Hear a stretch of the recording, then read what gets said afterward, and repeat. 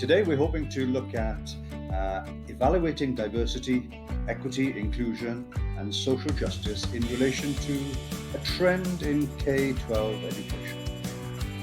Hi, my name is Meredith Thomas. I'm a doctoral scholar at National University, and I'm really pleased to be here today. So, Meredith, can you provide an overview of the K-12 curriculum and the teaching trend that you're going to be speaking about today? Yes, so personalized learning is the trend that we are going to be discussing today. Personalized learning is a teaching strategy and practice that emphasizes the individual student. The trend preserves the belief that teachers can differentiate their instruction by providing their pupils with opportunities for individualized educational experiences. Mhm. Personalized learning considers each student's unique qualities and diverse needs and emphasizes the learner's autonomy and responsibility. Classroom digitalization and the proliferation of educational technologies have fueled the growth of the personalized learning movement. Yes. Well, I guess in all trends, there are going to be advocates and those people who oppose that trend. Can you tell us what some of the misconceptions or erroneous beliefs might be associated with this particular trend? There are a few misconceptions and strong opinions opposing personalized learning. Mhm. The first concern is the increased screen time students experience in school and the role of their teachers. Critics argue that personalized learning entails children working alone on computers, an approach that, according to the critics, disregards the vital social aspect of learning and reduces teachers to facilitators. Mhm. According to research sponsored by RAND Publishers, Payne et al. Found that students consistently pick the most comfortable choice when they can self select their learning goals instead of the option that will teach them the most. Many schools acquire off the shelf software and refer to it as quote unquote personalized learning without specifying how the teacher would alter the classroom environment or routine. Even when schools adopt a broader perspective, they frequently fail to grasp that success largely depends on the decisions made by administrators and teachers. For example, as Education Week points out, students are not as skilled as adults at managing their time. Of course. As with past efforts to enhance education, personalized learning is caught up in a decades long debate over how children learn, the role of teachers, and who has the authority to control public education. Mhm. Secondly, Bill Gates and Mark Zuckerberg provided hundreds of millions of dollars to support personalized learning. Questions arise whenever a new educational technique gains funding and attention, especially from the tech industry. Critics of the tech industry are concerned about Silicon Valley's expanding impact on public schooling. Oh, A small yet vocal coalition of parents and activists spanning the political spectrum equates the phrase personalized learning with an Orwellian euphemism for replacing teachers with smart technology and data mining software. yes, yes. The idea causes parents and activist groups to feel extreme anxiety and outrage. These parents believe that they are surrendering their children's privacy and letting companies make potentially life altering judgments about their children, all for, in their view, unproven technology. Mm. This coalition opposes personalized learning because they believe big tech is storing, they're storing student data. Parents are concerned about what these technology companies plan to do with the data. There are some fair challenges unique to personalized learning. Okay. One problem is that people have differing views on what the term means. In K 12 education, personalized learning primarily refers to using software and websites to tailor lessons to each student's individual learning needs, interests, and preferences, and ideal learning speed. Right. Furthermore, at its core, personalized learning involves giving students autonomy over their education, differentiating lessons for each student, and offering immediate feedback. Numerous studies support all these tactics. Another challenge is the socioeconomic and racial disparity and access to personalized learning. According to Baker and Hahn, access to technology is one of the many problems leading to an achievement gap. They found that the educational technology available to minority students tends to follow biased algorithms.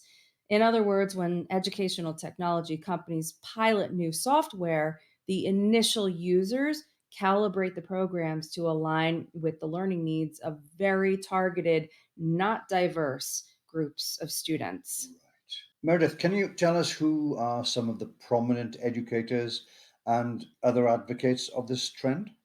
Yeah, Carol Ann Tomlinson, known for publishing research on differentiated instruction, is a proponent of personalized learning.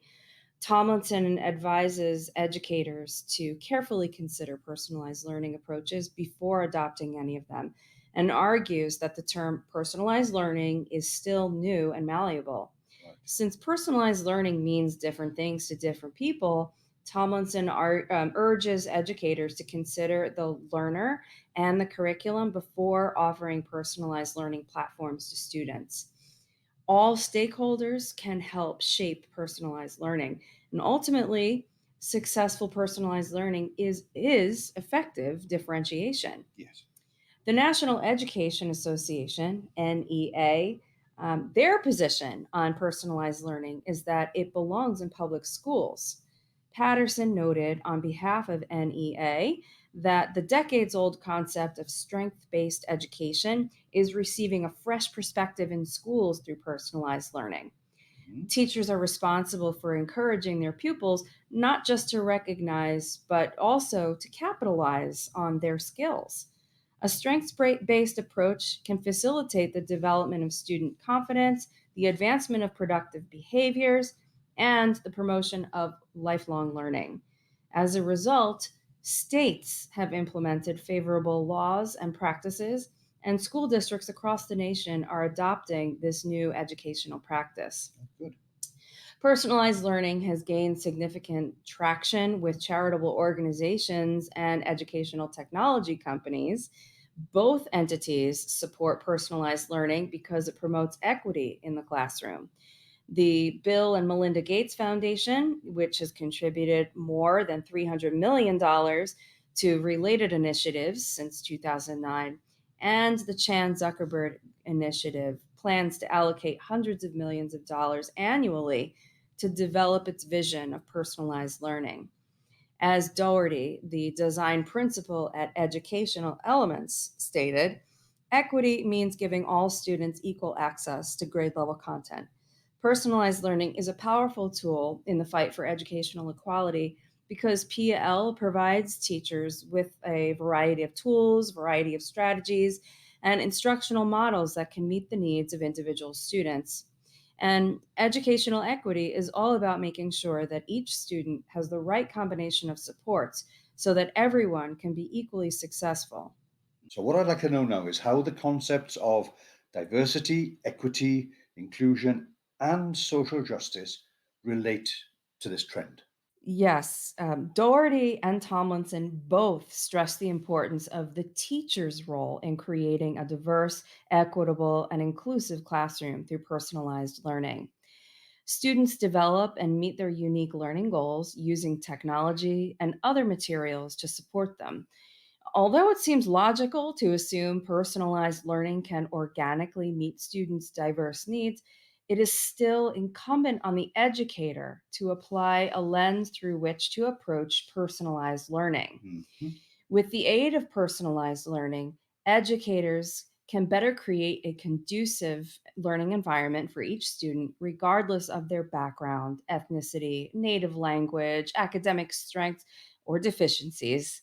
Still, the teacher frames personalized instruction in a manner that breaks barriers to student learning and fosters the social connection critical to student growth. Yes, yes. Now, what are some of the recommendations you have to advance the trend? So, first, I have to say I agree with the program director at the Institute for Personalized Learning.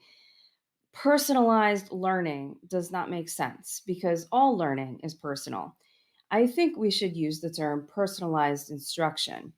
I think of personalized instruction as trying to imagine the greatest number of ways that educators can customize a curriculum to individual students' cultures, abilities, and interests. I do not believe that technology alone can tailor learning for large numbers of students. To me, the way to advance personalized learning is to align stakeholder expectations and frame why we engage students in personalized learning and where the trend's boundaries are.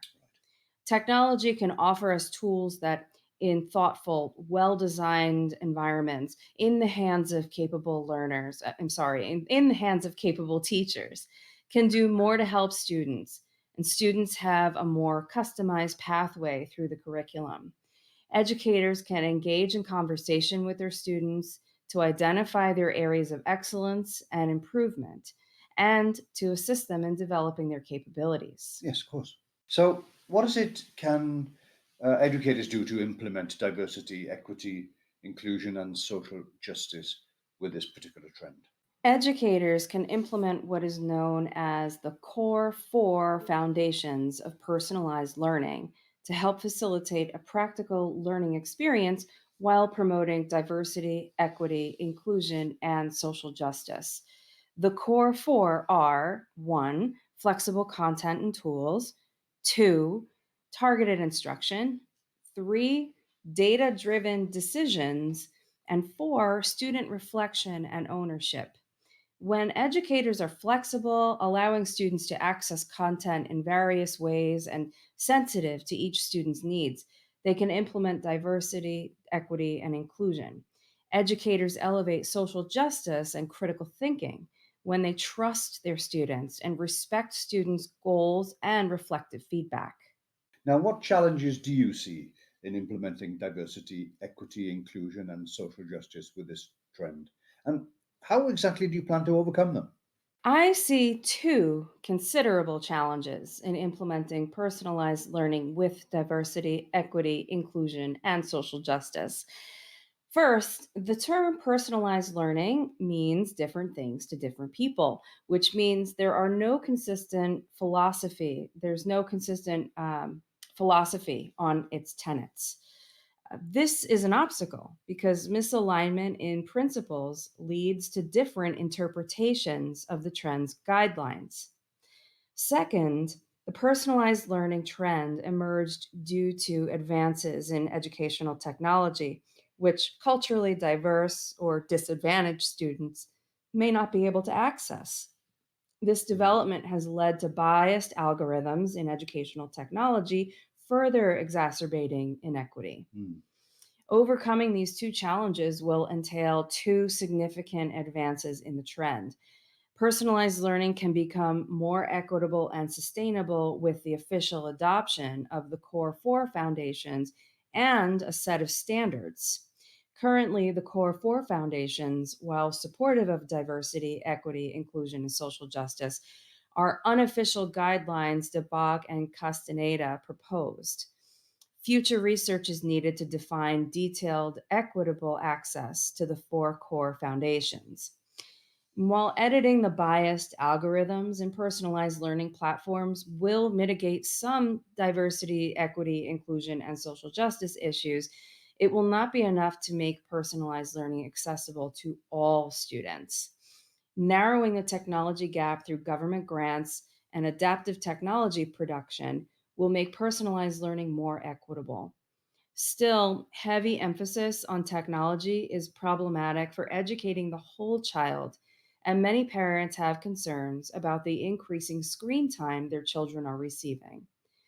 The best way to make personalized learning equitable and accessible is for educators and students to engage with each other through various educational approaches, both digital and traditional. Well, thank you, Meredith. Let's try and summarize what we've basically learned in this podcast. The personalized learning model is defined by the specific approaches used. such as the role of the teacher as a facilitator, learner engagement, and active learning. By adapting their instruction methods to their students' needs, teachers can take on more of a mentoring or team leadership role. Right. Yes. Active learning, small group projects, peer and community learning, and other connectivist strategies are prioritized in personalized education. Yes. Teachers may better utilize their time and ensure that all students have access to the information they need to reach their full potential by utilizing technological tools. That's it. Thank you so much for having me on this podcast. You're very welcome.